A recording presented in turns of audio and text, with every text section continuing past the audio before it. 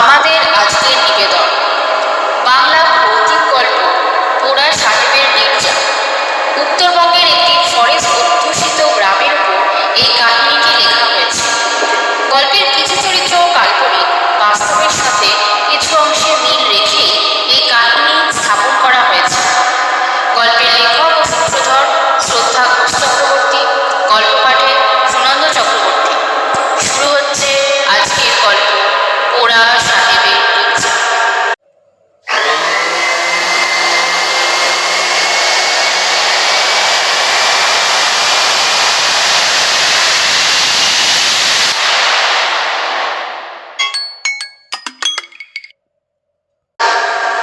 বর্ষার ছুটি পড়বে আগামী মাসে, ওই 2-3 তারিখের দিকে।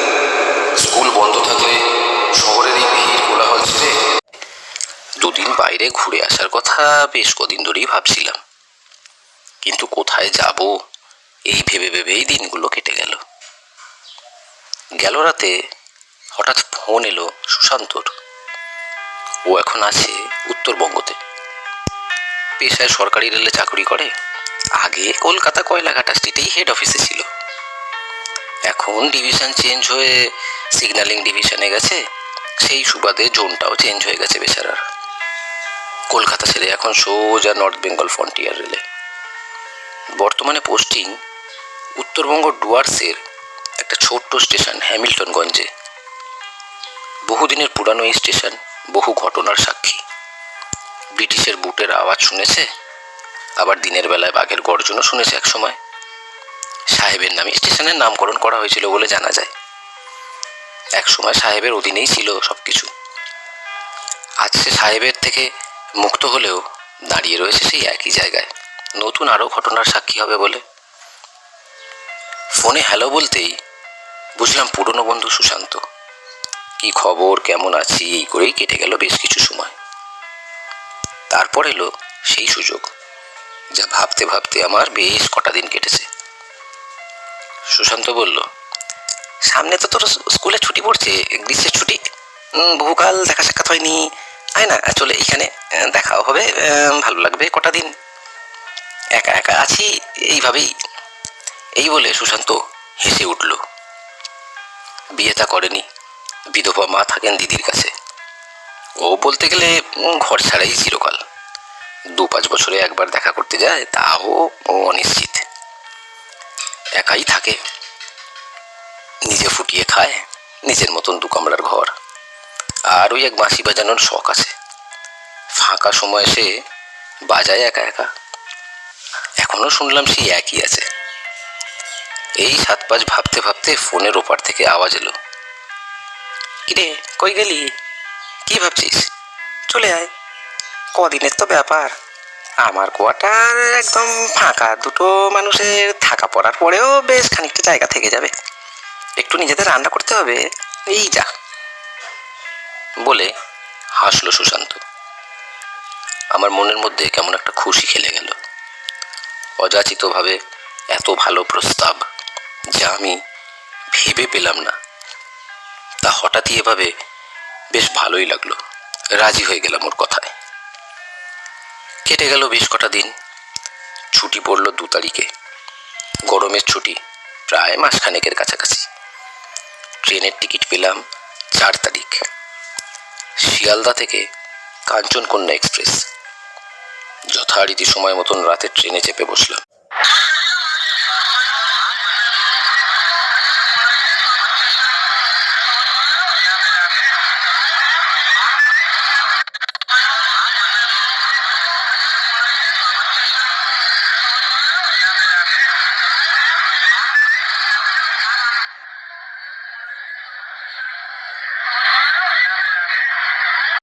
খাওয়া দাওয়া করেই উঠেছিলাম, তাই রাতে খাওয়ার পাঠা ট্রেনে রইল না। সঙ্গে ছিল একটা ব্যাগ, সঙ্গে তাতে কিছু জামা কাপড়, একটা জলের বোতল আর শুকনো কিছু খাবার। ট্রেন ছাড়লো শিয়ালদা থেকে নির্দিষ্ট সময় 8:35। ধীরে ধীরে একটা একটা করে স্টেশন পেরিয়ে শহরের কোলাহল ছেড়ে অন্ধকারে ডুবে গেল ট্রেন। কালো কালো গাছগুলোকে পিছনে ফেলে তীব্র গতিতে ছুটে চলল গন্তব্যে। জানলা দিয়ে ঠান্ডা হাওয়া লাগছিল আমার চোখে মুখে। কেমন হবে, কি দেখবো, এতদিন পর বন্ধুর সাথে দেখা তো। যাই হোক, একটা উত্তেজনাও কাজ করছিল মনের মধ্যে। এই ভাবতে ভাবতে কখন যে ঘুমিয়ে গেছি নিজেও খেয়াল করিনি। সকাল হতে একজন চা বিক্রেতার আওয়াজে ঘুম ভাঙল।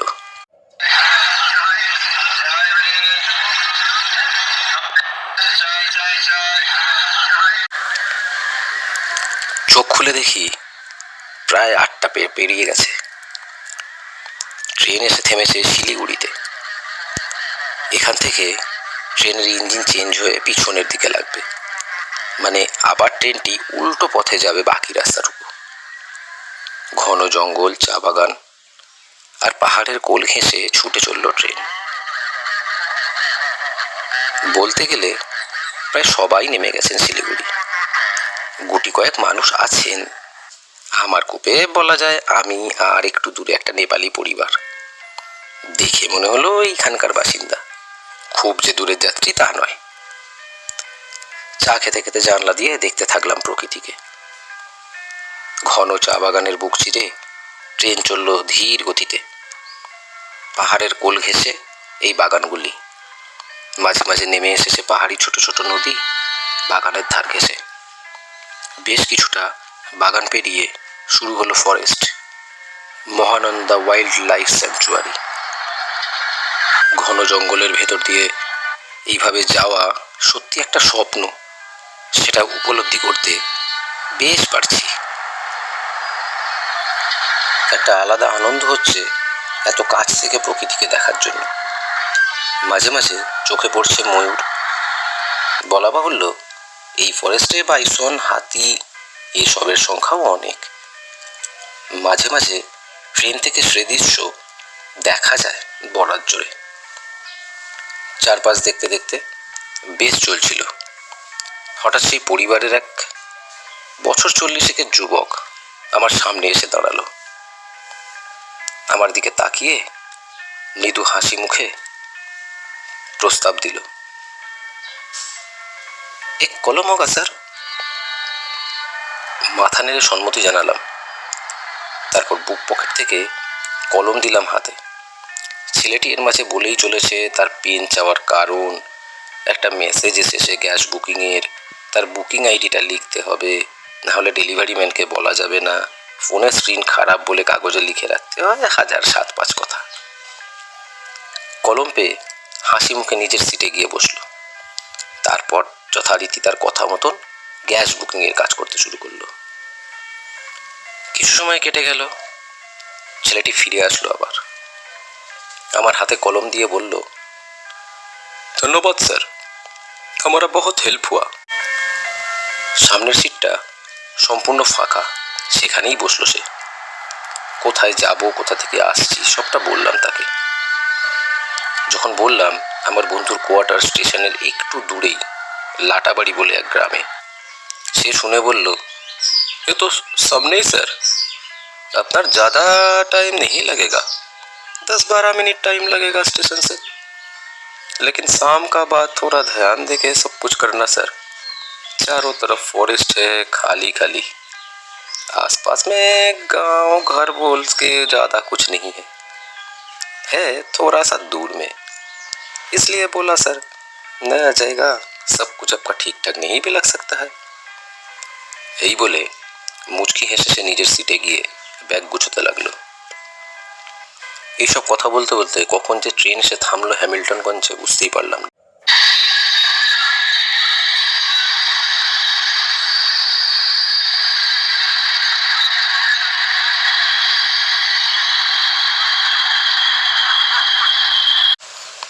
ছেলেটি বলল, নমস্কার স্যার, আপ ঠিকঠাক ঘুমিয়ে हमारा डुआर्स। ট্রেন থেকে নেমে আমায় বাইরের রাস্তার দিকে হাত দেখিয়ে লাইন পার হয়ে উত্তরে মাঠ পেরিয়ে ছেলেটি চলে গেল। স্টেশনের বাইরে গুটি কয়েক টোটো দাঁড়িয়ে আছে। প্যাসেঞ্জার বলতে হাতে গোনা জনা 5-6, বেশিরভাগই লোকাল। পায়ে হেঁটে যে যার মতন গ্রামের দিকে চলে গেল। আমার হাতে ভারী ব্যাগ দেখে এক টোটোওয়ালা এগিয়ে এসে বলল, কোথায় যাবেন বাবু? আমি তাকে বললাম সুশান্তর দেওয়া ঠিকানা। লোকটি হাসি মুখে আমার ব্যাগ নিয়ে টোটোতে রাখলেন। তারপর ধীরে ধীরে টোটো চলতে শুরু করলো। কোথা থেকে এসেছি, রেলবাবু আমার কি হয়, এই সব কথা শুনে বললেন, বাবু অনেক ভালো, একা থাক।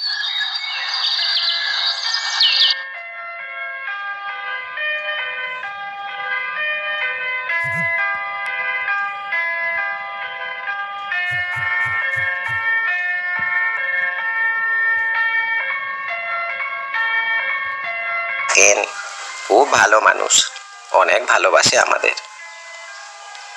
কথা বলতে বলতে এসে পৌঁছলাম ছোট একটি ঘরের সামনে।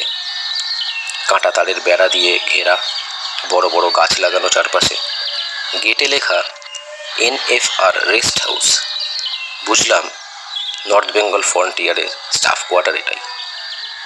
টোটো দাদার কাছে শুনলাম 30 মিনিট গেলে লাটাবাড়ি বলে একটি ভিলেজ আছে। চারিদিকে ফাঁকা মাঠ, পাশেই ফরেস্ট, সরু রাস্তা গেছে একটা সামনে দিয়ে। রাস্তার ধারে আছে কিছু দূর দূরে সোলারের বাতি। তার আবার কিছু ভেঙে গেছে ঝড়ে। প্রায় দুপুর গড়িয়ে এসেছে। টোটোওয়ালা ব্যাগ নামিয়ে নমস্কার করে ফিরে গেলেন। আমি একটা সিগারেট বের করে ধরাতে যাব, এমন সময় দূর থেকে কে যেন হাঁক দিল, এই প্রবীর, প্রবীর। তাকিয়ে দেখি সুশান্ত হন্তদন্ত হয়ে এগিয়ে আসছে ঘেমে নেই। সামনে এসে হাসতে হাসতে জড়িয়ে ধরল। বলল, আর আর বলিস না, লাইনের কাজ চলছে, তাই একটু দেরি হয়ে গেল রে। স্টেশন থেকেই ভেবেছিলাম সঙ্গে নিয়ে আসবো তোকে, কিন্তু কি আর করি বল, সাহেবের অর্ডার, আপ কাঞ্চনকন্যা গেলে আবার ডাউন সিকিম মহানন্দাকে ক্রসিং করিয়ে তারপরেই যেতে হবে। অগত্যা তাই করতে হলো। এই বলে শুরু করলো, তবে বল, কত বছর পর দেখা? প্রায় 13 বছর হবে, কি বলিস? কেমন আছে, আসিস আসিস বল। এই বলে জিপ কেটে বলল, দেখো কাণ্ড, আমি তো ঘরে যেতেই বলিনি।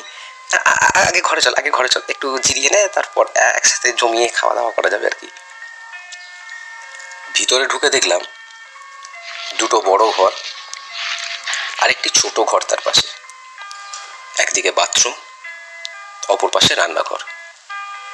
একটি বড় ঘরের সাথে লাগোয়া একটি ছোট্ট ব্যালকনি, গ্রিল দিয়ে ঘেরা।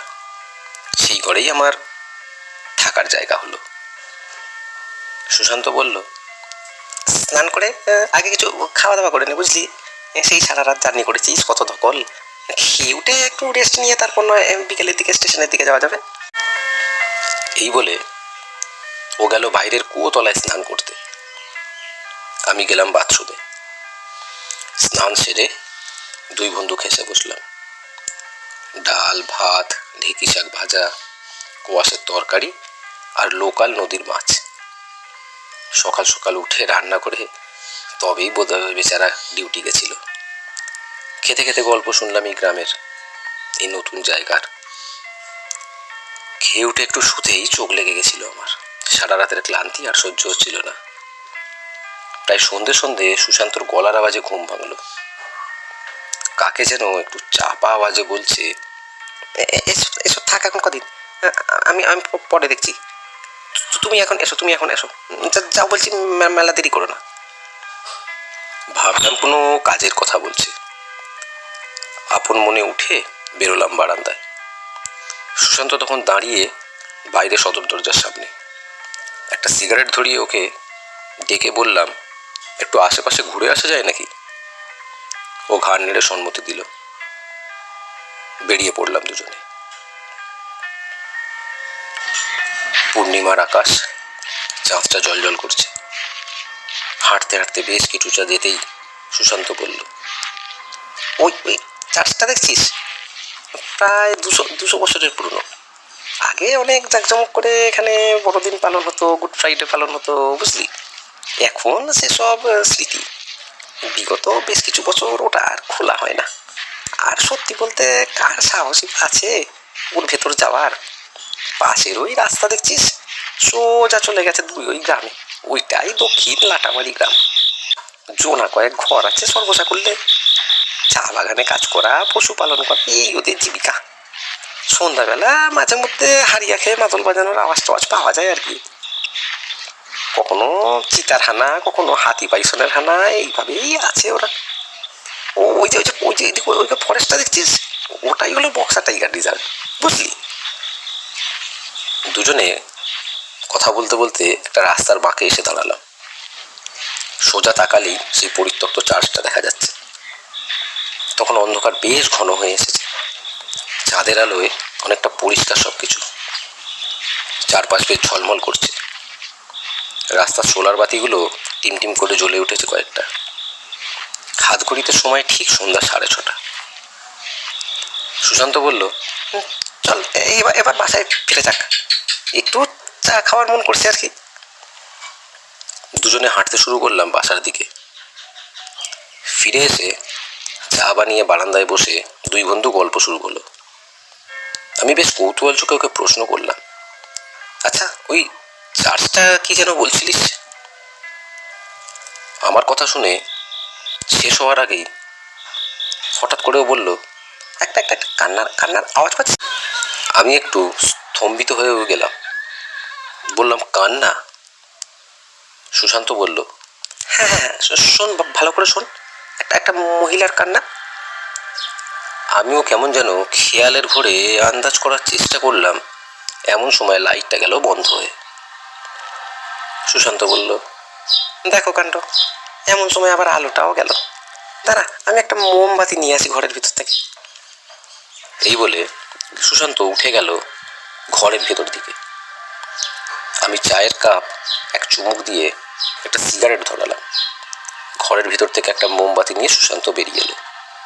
চেয়ারে বসে বলল, আজ পূর্ণিমা রাত, তাই এখানে কেউ সন্ধ্যের পর বাইরে থাকে না বেশি। যা কাজ দিনের বেলায় সেরে নেয়, বাকি দিনে যাও বা রাস্তায় সন্ধ্যার পরে দুই একটা লোক পাওয়া যায়, পূর্ণিমা রাতে সেটা পাওয়া ভাগ্য লটারির মতো আর কি। এই বলে মুচকি হেসে আমায় বলল, রাতে কি খাবি বল? আমি বললাম, তোর যা ইচ্ছে, যেটা সুবিধা হবে। সুশান্ত বলল, তবে ডাল ভাত আর ডিম ভাজা করি, কি বলিস? আমি ঘাড় নেড়ে সম্মতি দিলাম ওকে। আবার প্রশ্ন করল, আচ্ছা পূর্ণিমাতে কেউ থাকে না কেন? আর ওই যে কিসের একটা কান্না বলছিলিস, সেটাই বাকি? ও হাসতে হাসতে বলল, সবে তো এলে বন্ধু, থাকো কদিন, সবকিছুই জানবে, সবকিছুই শুনবে। প্রকৃতির এত কাছে থাকবে যখন, তখন তো সবটাই বুঝে যাবে। সৌন্দর্য যেমন আছে, তেমনি চাপা কিছু আর্তনাদ তো আছে, এইসব তারই অংশ আর কি। প্রকৃতি তো এখানে কানে কানে কথা বলে। এই বলে সে ঘরের ভিতর ঢুকে গেল। আমিও উঠে ঢুকতে যাব, এমন সময় হঠাৎ একটা মেয়ের গলা পেলাম, বেশ খানিক দূরে, একটু চাপা গলায় গোঙানির মতন কান্না করতে। পিছনে ফিরে থমকে তাকালাম।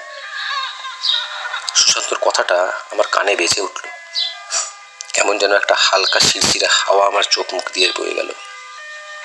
পর্দা সরিয়ে ঘরের ভিতর গেলাম, ততক্ষণে আলো এসে গেছে। সুশান্ত ডাল আর ডিম ভাজা বানাতে শুরু করলো। আমিও হাত লাগালাম খানিক, চাল ধুয়ে দেওয়া, জল এগিয়ে দেওয়া, একটু সাহায্য হলো বন্ধুর, এই আর কি। কাজের ফাঁকে ফাঁকে কথা বলতে চলেছে সুশান্ত। কত বছর পরে দেখা, ইউনিভার্সিটির কথা, পুরনো স্মৃতি, বিভিন্ন রকমের আলাপ। দেখা সাক্ষাৎ সেভাবে তো হতোই না। এইসব সাত পাঁচ বলতে বলতে সুশান্ত হঠাৎ বলে উঠল, এই আবার শুরু হলো বাজনা, কি জানি আজ যে কি হয়। আমি প্রশ্ন করলাম, তোর সেই বাঁশিটা কোথায়, বাজাস না আর? সুশান্ত বলল, বাজাই, তবে সেভাবে আর পারি না রে, কাজের চাপে আর হয়ে ওঠে না।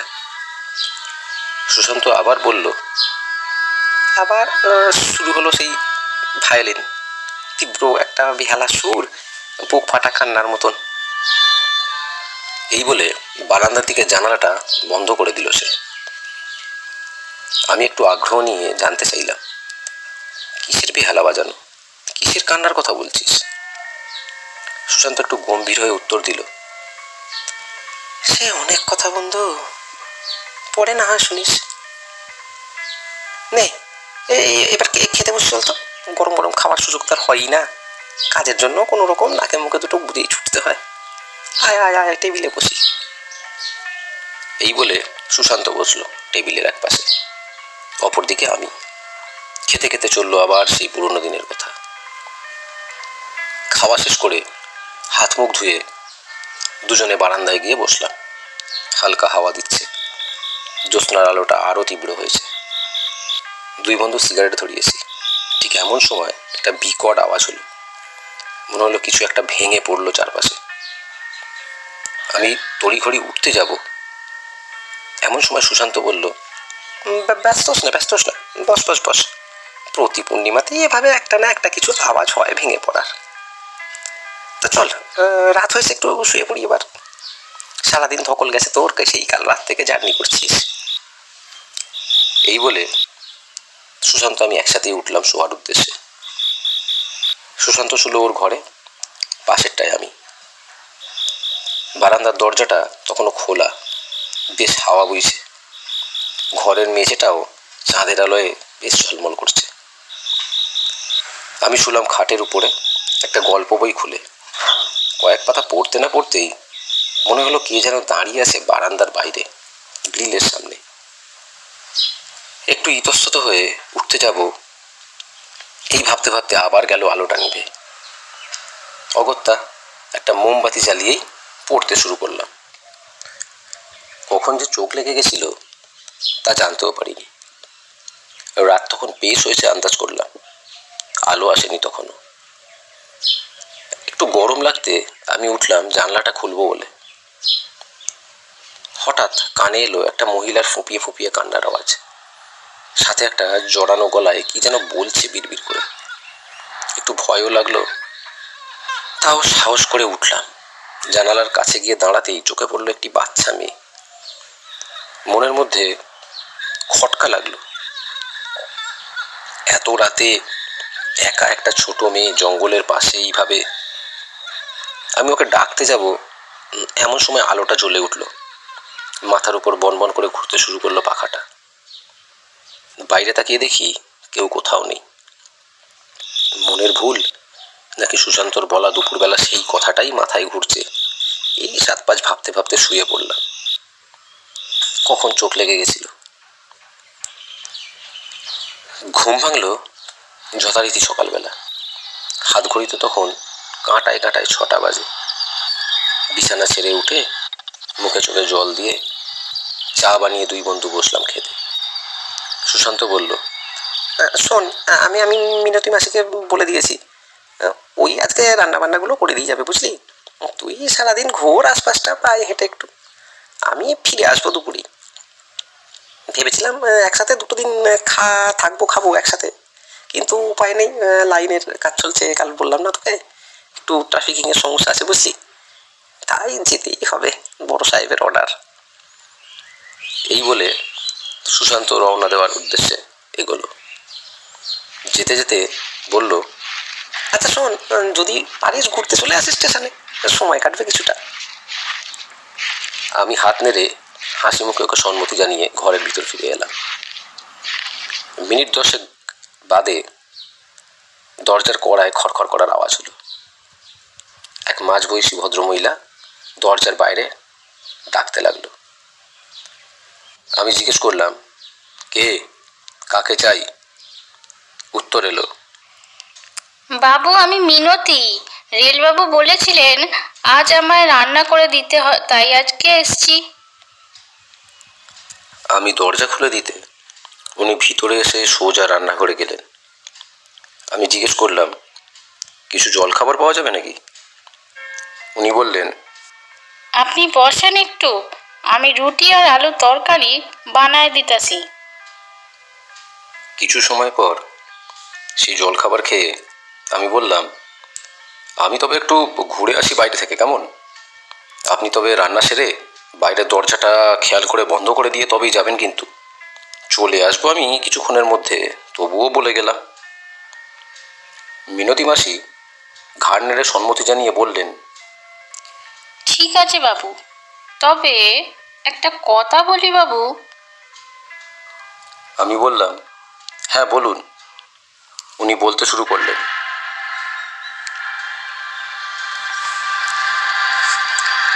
এই রাস্তার শেষে পূব দিকে একটা গির্জা আছে। ওই পথে যাবেননি বাবু। গ্রামের সব মানুষই কয় ওইখানে নাকি আত্মা আছে, পোড়া সাহেবের আত্মা। গির্জার পিছনে একটা ঘর আছে, সেই ঘরেই নাকি সাহেব থাকতেন। হরি হরি। এই বলে কপালে হাত লাগিয়ে দরজা বন্ধ করে তিনি চলে গেলেন ভিতরে রান্নাঘরের উদ্দেশ্যে। বাগানের উপর দিয়ে ছোট লোহার গেটটা পেরিয়ে আস্তে করে আমি রাস্তায় গিয়ে উঠলাম। তারপর একটা সিগারেট ধরালাম।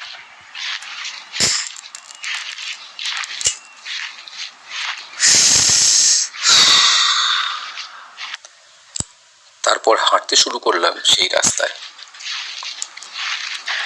পাশ থেকে কিছু তক্ষক ডাকছিল।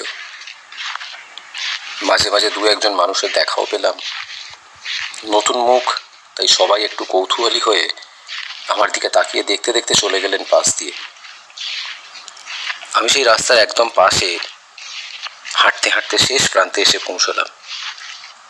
ডান দিকে একটা কাঁচা রাস্তা চলে গেছে সেই লাটাবাড়ি গ্রামের দিকে, আর বাম দিকে একটু এগিয়ে রাস্তাটি শেষ হয়ে গেছে। সেখানেই আছে পরিত্যক্ত চার্চটি। একদম গা লাগোয়া একটি বাংলো ঘরও আছে। দেখে বুঝতে অসুবিধে হলো না এই ঘরে আর চার্চের বয়স যে খুব কম নয়। মিনতির কথা যদি সত্যি হয়ে থাকে তবে তা খুব একটা আশ্চর্য হওয়ার বিষয় নয়। এমন জায়গা ছেড়ে ভূত প্রেত আর কোথায় বা থাকবে। একটু এগোতে যাব, হঠাৎ এমন সময় একটা কুকুর চিৎকার করে উঠল। আমি ঘাড় ঘুরিয়ে তার দিকে তাকাতে যাব, এমন সময় পায়ে একটা কিসের আঁচড় মতন লাগলো। চোখ নামিয়ে দেখি আমার চটির উপর একটি কাঁকড়া বিছে। ঘন ফরেস্ট এরিয়া, এসব থাকাটাই স্বাভাবিক। সাবধানে পা থেকে চটিটা খুলে পাশেই পড়ে থাকা একটি গাছের ডাল দিয়ে বিছেটাকে ফেলে দিলাম। তারপরে চটি পরে রাস্তা বরাবর আবার পিছনের দিকে হাঁটতে শুরু করলাম। মনে মনে ভাবলাম এত জঙ্গল আর আগাছা না যাওয়াই ভালো। কোথায় কি আছে নতুন জায়গা, এই বলে ফিরে এলাম বাসায়। ততক্ষণে মিনতিবাসী রান্না করে চলে গিয়েছে। আমি স্নান সেরে খাবার খেয়ে আবার বেরোলাম স্টেশনের উদ্দেশ্যে। মিনিট 15 হাঁটতেই চোখে পড়ল একটা বড় গাছ। তার নিচে বাঁশের খুঁটি দিয়ে বসার জায়গা মতন বানানো রয়েছে, আর পাশেই রয়েছে একটা ছোট্ট চায়ের দোকান। দেখে মনে হলো আলো নেই, দিনের বেলাটুকুই খোলা থাকে। জনা দুয়েক লোক বসেছিল সেই চায়ের দোকানে। তার মধ্যেই একজন মাঝবয়সী ভদ্রলোক আমার উদ্দেশ্যে বলল, কোথা থেকে আসা হয়েছে বাবু? আমি সুশান্তর কথা বলতে উনি বললেন, ওহো আচ্ছা, বুঝেছি বুঝেছি, রেলবাবুর বন্ধু বটে। তা বাবু, রাস্তায় আপনারা দেখলাম ওই দিকে যাইতেছেন, তাই এখন জিজ্ঞেস করলাম আর কি। একটা কথা বলি বাবু, আপনি ওই গির্জার কাছে দাঁড়াইছিলেন না, ওইখানে পোড়া সাহেবের আত্মা আছে। বেশি যাতায়াত না করাই ভালো, কখন কেমনে কি হয়। আপনি তার চেয়ে ভালো এই পথে ঘোরাফেরা করবেন। সামনে স্টেশন আছে, দোকানপাট আছে, রেলবাবুর সাথে ভি দেখা হয়ে যাবে। এই বলে ভদ্রলোক আমায় নমস্কার জানিয়ে একটি আধ ভাঙা সাইকেল নিয়ে রওনা দিলেন। আমি আর কিছুটা গিয়ে স্টেশনে পৌঁছলাম। সুশান্ত আমায় দেখে বলল, আরে আয় আয় আয় আয়, এই এই আমার অফিস বুঝলি, বসার জায়গা বলতে সেভাবে তো কিছু নেই। তুই এক কাজ কর, এইখানে বস, এইখানে বস।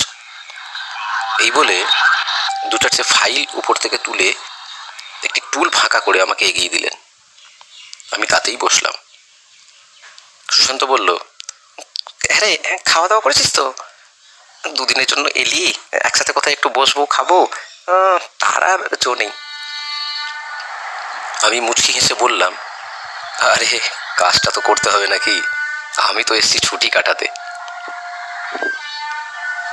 গোটা 3 ট্রেন পাস করিয়ে এই 4টে 4:30-র দিকে সুশান্ত বলল, চল চল এবার যাওয়া যাক, আজকের মতন কাজ শেষ, রাত্রে সিগন্যালম্যান এসে যাবে কিছুক্ষণের মধ্যেই, এখন আর ট্রেনও নেই, তাই চাপ কম, চল চল আমরা বেরোই এবার। এই বলে দুজনে হাঁটতে হাঁটতে বাসার দিকে রওনা দিলাম।